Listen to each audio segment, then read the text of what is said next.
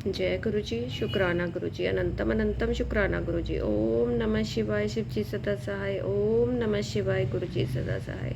गुरु जी के चरणों में कोटि कोटि प्रणाम और सारी संगत को जय गुरु जी। संगत जी, गुरु जी की आज्ञा से आज हम अगला अध्याय पढ़ने जा रहे हैं। कल हमने अध्याय 18 की समाप्ति की थी। जय गुरु जी, शुक्राना गुरु जी। रुद्र की नेत्राग्नि से काम का भस्म होना, रति का विलाप, देवताओं की प्रार्थना से शिव का काम को द्वापर से प्रद्युम्न रूप से नूतन शरीर की प्राप्ति के लिए वर देना और रति का शांबर नगर में जाना। ओम नमः शिवाय। ब्रह्मा जी कहते हैं, मुने काम अपने साथी वसंत आदि को लेकर वहां पहुंचा। उसने भगवान शिव पर अपने बाण चलाए। तब शंकर जी के मन में पार्वती के प्रति आकर्षण होने लगा और उनका धैर्य टूटने लगा। अपने धैर्य का ह्रास होता देख महायोगी महेश्वर अत्यंत विस्मित हो मन ही मन इस प्रकार चिंतन करने लगे। शिव बोले, मैं तो उत्तम तपस्या कर रहा था, उसमें विघ्न कैसे आ गए? किस कुकर्मी ने यहाँ मेरे चित्त में विकार पैदा कर दिया? इस तरह विचार करके सत्पुरुषों के आश्रयदाता महायोगी परमेश्वर शिव शंकर युक्त हो संपूर्ण दिशाओं की ओर देखने लगे। इसी समय वाम भाग में वान खींचे खड़े हुए काम पर उनकी दृष्टि पड़ी। वह मूढ़चित मदन अपनी शक्ति के घमंड में आकर पुनः अपना बाण छोड़ना ही चाहता था। नारद, इस अवस्था में काम पर दृष्टि पड़ते ही परमात्मा गिरीश को तत्काल रोष बढ़ गया। मुने, उधर आकाश में बाण सहित धनुष लिए खड़े हुए काम ने भगवान शंकर पर अपना अमोघ अस्त्र छोड़ दिया, जिसका निवारण करना बहुत कठिन था। परंतु परमात्मा शिव पर वह अमोघ अस्त्र भी मोघ व्यर्थ हो गया। कुपित हुए परमेश्वर के पास जाते ही शांत हो गया। भगवान शिव पर अपने अस्त्र के व्यर्थ को जाने पर मनमथ काम को बड़ा भय हुआ। भगवान मृत्युंजय को सामने देखकर वह कांप उठा और इंद्र आदि समस्त देवताओं का स्मरण करने लगा। मुनि श्रेष्ठ अपना प्रयास निष्फल हो जाने पर काम भय से व्याकुल हो उठा था। मुनीश्वर कामदेव के स्मरण करने पर वे इंद्र आदि सब देवता वहां पहुंचे और शंभु को प्रणाम करके उनकी स्तुति करने लगे। ओम नमः शिवाय। देवता स्तुति कर ही रहे थे कि कुपित हुए भगवान हर के ललाट के मध्य भाग में स्थित तृतीय नेत्र से बड़ी भारी अग्नि तत्काल प्रकट हुई होकर निकली। उसकी ज्वालाएं ऊपर की ओर उठ रही थी। वह आग धू धू करके जलने लगी। उसकी प्रभा प्रलयाग्नि के समान जान पड़ती थी। वह आग तुरंत ही आकाश में उछली और पृथ्वी पर गिर पड़ी, फिर अपने चारों ओर चक्कर काटती हुई धराशायिनी हो गई। साधो भगवान, क्षमा कीजिए, क्षमा कीजिए। यह बात जब तक देवताओं के मुख से निकले तब तक ही उस आग ने कामदेव को जलाकर भस्म कर दिया। उस वीर कामदेव के मारे जाने पर देवताओं को बड़ा दुख हुआ। वे व्याकुल हो उठे। हाय, ये क्या हुआ?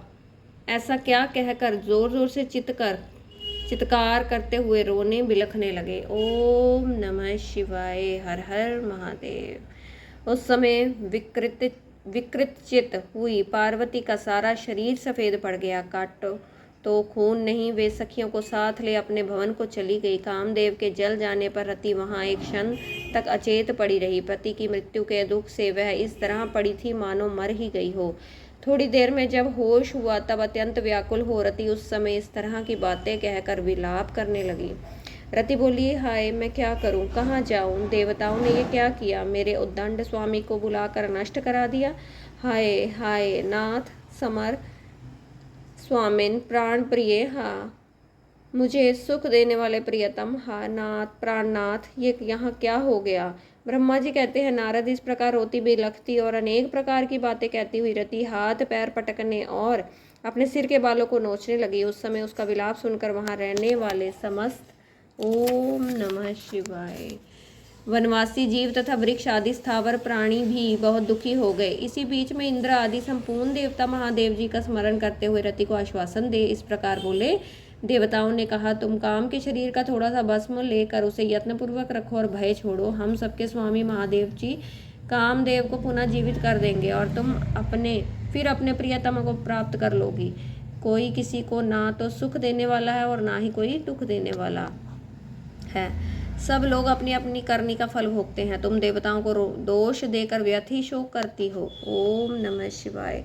इस प्रकार रति को आश्वासन दे सब देवता भगवान शिव के पास आए और उन्हें भक्ति भाव से प्रसन्न करके यूं बोले। देवताओं ने कहा, भगवान शरणागत वत्सल महेश्वर, आप कृपा करके हमारे इस शुभ वचन को सुनिए। शंकर, आप कामदेव की करतूत पर भली भांति प्रसन्नता पूर्वक विचार कीजिए। महेश्वर, काम ने जो ये कार्य किया है इसमें इसका कोई स्वार्थ नहीं था। दुष्ट तारकासुर से पीड़ित हुए हम सब देवताओं ने मिलकर उससे ये काम करवाया है। नाथ शंकर, इसे आप अन्यथा ना समझे।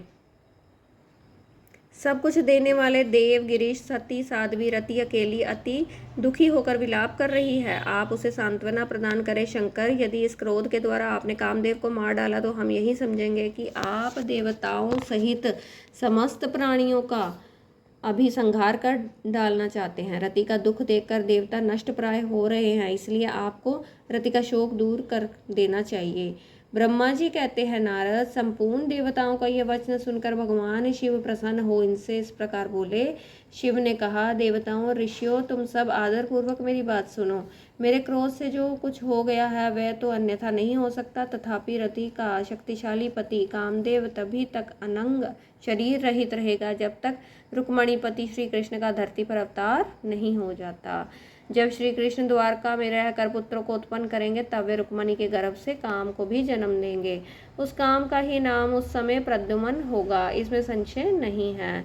इस पुत्र के जन्म लेते ही शाम्बरासुर उसे हर लेगा। हरण के पश्चात दानव शिरोमणि शंभर इस शिशु को समुद्र में डाल देगा। फिर वह मूढ़ उसे मरा हुआ समझकर अपने नगर को लौट जाएगा। रते, उस समय तक तुम्हें शंबरासुर के नगर में सुखपूर्वक निवास करना चाहिए। वहीं तुम्हें अपने पति प्रद्युम्न की प्राप्ति होगी। वहां तुमसे मिलकर काम युद्ध में शंबरासुर का वध करेगा और सुखी होकर देवताओं प्रद्युम्न नामधारी काम अपनी कामनी रति को तथा शंबरासुर के धन को लेकर उसके साथ पुनः नगर में जाएगा। मेरा यह कथन सर्वथा सत्य है। ब्रह्मा जी कहते हैं, नारद, भगवान शिव की यह बात सुनकर देवताओं के चित्त में कुछ उल्लास हुआ और वे उन्हें प्रणाम करके दोनों हाथ जोड़कर विनीत भाव से बोले। देवताओं ने कहा, देवदेव महादेव करुणा सागर प्रभु, आप कामदेव को शीघ्र दिव्य दान दें और रति के प्राणों की रक्षा करें। देवताओं की यह बात सुनकर सबके स्वामी करुणा सागर परमेश्वर शिव पुनः प्रसन्न होकर, देवताओं, मैं बहुत प्रसन्न हूँ। मैं काम को सबके हृदय में जीवित कर दूंगा। यह सदा मेरा गण होकर विहार करेगा।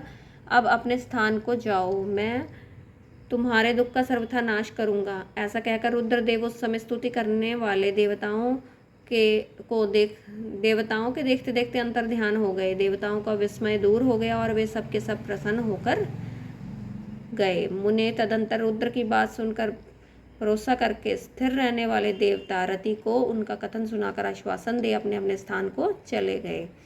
मुनीश्वर काम पत्नी रति शिव के बताए हुए शांबर नगर को चली गई तथा रुद्रदेव ने जो समय बताया था उसकी प्रतीक्षा करने लगी। ओम नमः शिवाय। हर हर महादेव। संगत जी, यहाँ पे अध्याय 18 और 19 की समाप्ति होती है। चलिए गुरु जी से आज्ञा ले लेते हैं। ओम नमः शिवाय। शिव जी सदा सहाय। ओम नमः शिवाय। गुरु जी सदा सहाय। जय गुरु जी। शुक्राना गुरु जी। अनंतम अनंतम शुक्राना गुरु जी। हर हर महादेव। ओम नमः शिवाय। जय गुरु जी। संगत जी, जय गुरु जी।